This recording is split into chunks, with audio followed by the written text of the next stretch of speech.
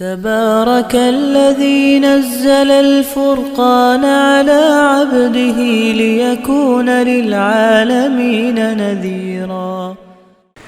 بعض معاملات ایسے ہوتے ہیں جو حضور پاک صلی اللہ علیہ وآلہ وسلم کی طرف سے کسی صحابی کو حکم ہو تو وہ خصوصیات میں داخل ہوتے ہیں، وہ خصوصیت ہوتی ہے اس بندے کی، آگے باقیوں پہ اس پہ عمل نہیں ہوتا۔ باقیوں کے لیے عمل جو ہے وہ ہوتا ہے جو عام طور پہ حکم دیا جاتا ہے۔ مثلا ایک آدمی اگر بیوی کے پاس جائے روزے کی حالت میں تو اس کے اوپر تو 60 روزوں کا کفارہ آ گیا ہے نا، 60 روزے نہیں رکھ پائے گا مسلسل، شہرین متتابعین من قبل ان یتماسا، 28ویں پارے کا پہلا صفحہ ہے کہ بیوی کو چھونے سے پہلے 60 روزے مسلسل رکھنے ہیں۔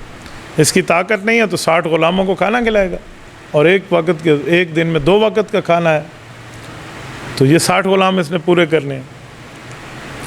ایک شخص اللہ کے رسول کی خدمت میں آیا تو اس نے آ کر عرض کیا کہ یا رسول اللہ مجھ سے یہ کام ہو گیا، تو آپ علیہ السلام نے یہی مسئلہ سمجھایا کہ یا غلام کی آزادی ہے یا 60 مسکینوں کو کھانا کھلانا ہے اور یا 60 روزے، ساری بات سن۔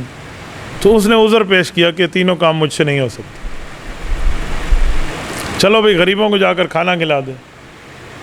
انہوں نے کہا جی مجھ سے بڑا غریب ہی کوئی نہیں ہے۔ تو اللہ کے رسول نے فرمایا بیٹھ جاؤ۔ وہ بیٹھ گیا تو آپ علیہ السلام کے پاس ایک ٹوکرا آیا کسی جگہ سے، اس میں کھجوریں تھیں، وہ 60 کے لگ بھگ اس زمانے کے مساکین کا کھانا بنتا تھا۔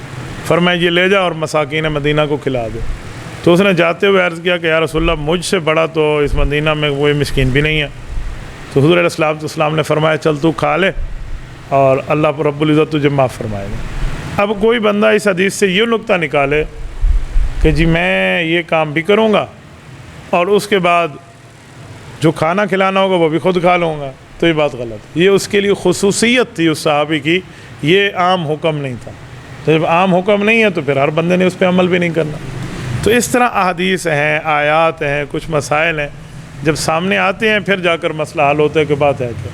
بعض اوقات ایک چیز ہوتی ہے لیکن اس چیز میں اس چیز کے اندر اصل بنیاد کیا ہے وہ بندے کو سمجھنی چاہیے ہوتی ہے کہ اصل بنیاد کیا ہے۔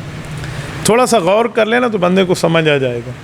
ہم چھوٹے تھے تو لطیفے اور پہیلیاں چلتے تھے، اس پہیلی کا جواب دو۔ پہیلی کو سریکی میں کیا کہتے ہیں آپ کو پتہ ہے؟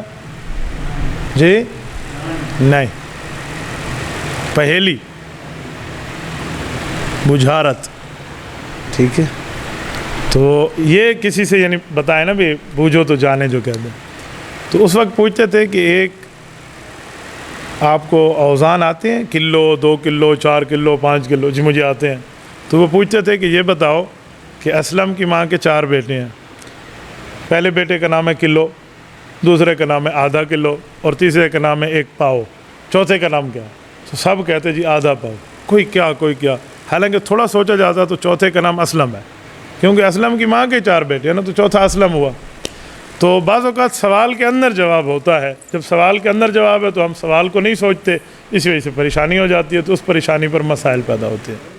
تبارك الذي نزل الفرقان على عبده ليكون للعالمين نذيرا۔